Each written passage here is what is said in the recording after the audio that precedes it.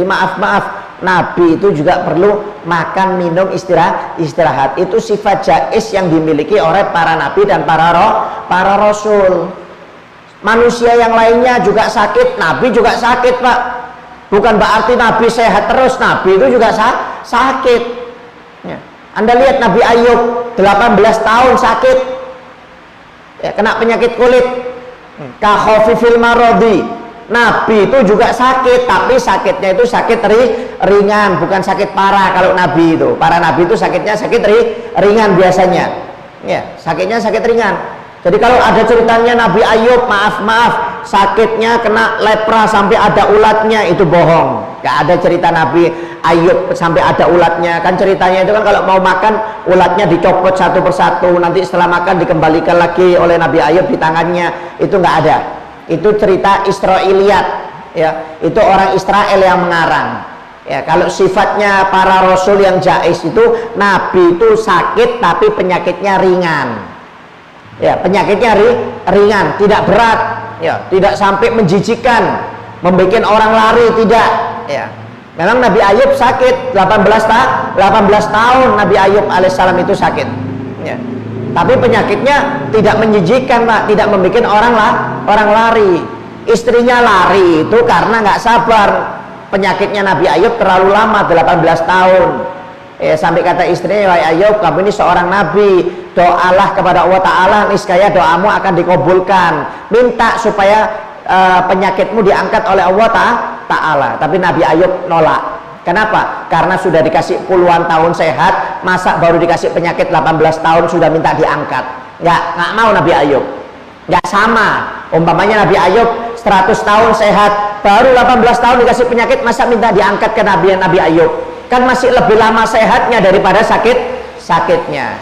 Nah, kalau kita baru sakit 3 hari aja sudah nggak tahan, ya, doa sama Allah Ta'ala, ya Allah, kok nggak diangkat-angkat, kok nggak sembuh-sembuh saya, padahal baru 3 hari sakitnya, baru seminggu. Nggak dilihat yang sehat berapa tahun, yang sehat berapa bulan, nggak dihitung, ya. Ini Nabi Ayub 18 tahun, Pak, sakit, Pak.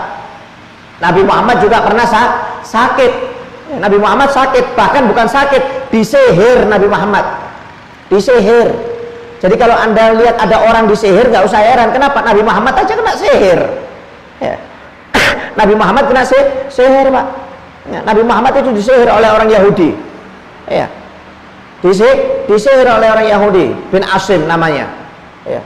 Lubam bin Asim, itu Nabi Muhammad disihir, ya. Itu Nabi Muhammad itu sampai merasa seakan-akan mendatangi istrinya satu persatu, padahal Nabi Muhammad nggak mendatangi istrinya satu persatu, ya. Jadi seperti pikirannya Nabi Muhammad itu melayang, Pak, gara-gara disihir oleh orang Yahudi ini, ya. Akhirnya dikasih tahu oleh malaikat Jibril bahwasanya Nabi Muhammad disihir, ya. Pakai diikat rambutnya Nabi Muhammad itu dengan kulit kain kurma kering, ya, diikat, ditaruh dalam batu, di dalam ikatan buntalan itu ada 12 buntalan, kemudian dimasukkan dalam sumur. Nah, akhirnya diperintahkan oleh malaikat Jibril, ambil wahai Muhammad itu bulul kan namanya itu, ya. Bahasanya kalau sihir itu ada seperti nanti rambut dicampur di sana, yang diambil rambutnya Nabi Muhammad, ya. Kemudian ditaruh di batu, kemudian ditutup dengan ikatan 12 ikatan, dilempar di dalam sumur pada waktu itu oleh orang Yahudi tersebut. Akhirnya diperintahkan oleh malaikat Jibril, Nabi Muhammad memerintahkan salah satu sahabatnya untuk masuk ke dalam sumur. Yasir bin Ammar masuk ke dalam sumur, diambil itu, ditemukan betul ada batu terikat, ya, mau dibuka nggak bisa, susah dibuka, susah sihirnya ini. Akhirnya Allah Subhanahu Wa Taala memerintahkan malaikat Jibril menurunkan 2 surat, yaitu Al-Mu'awwidhatain, Al-Falaq dan An-Nas.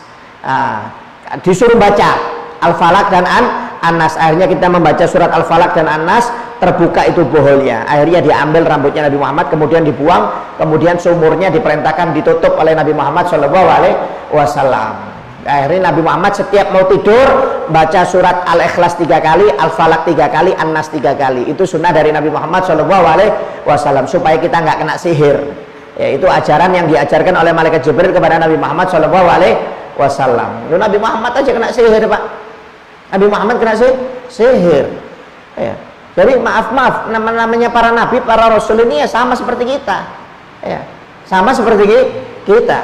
Cuma Ya waliyadzubillah min dzalik, ya namanya sihir ini gaib Pak. Mau nggak mau harus percaya.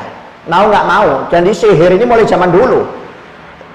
Sebelum zamannya Nabi Muhammad itu orang dulu itu suka sihir. Dan sihirnya orang dulu lebih hebat. Ya, sihirnya orang dulu ini hebat-hebat Pak, ngeri sihir ini. Tapi ini sihir ini berhubungan dengan setan ya. Hukumnya haram. Ya hukumnya haram. Nggak boleh kita belajar sihir. Ini haram. Seakan-akan sihir itu tidak percaya dengan iman kepada Allah Subhanahu wa taala, percayanya dengan ilmu hitam. Dan rata-rata matinya suul khotimah ini. Tukang sihir ini rata-rata matinya suul khotimah wal iyadzubillah min dzalik, karena sudah tidak beriman kepada Allah Subhanahu wa taala.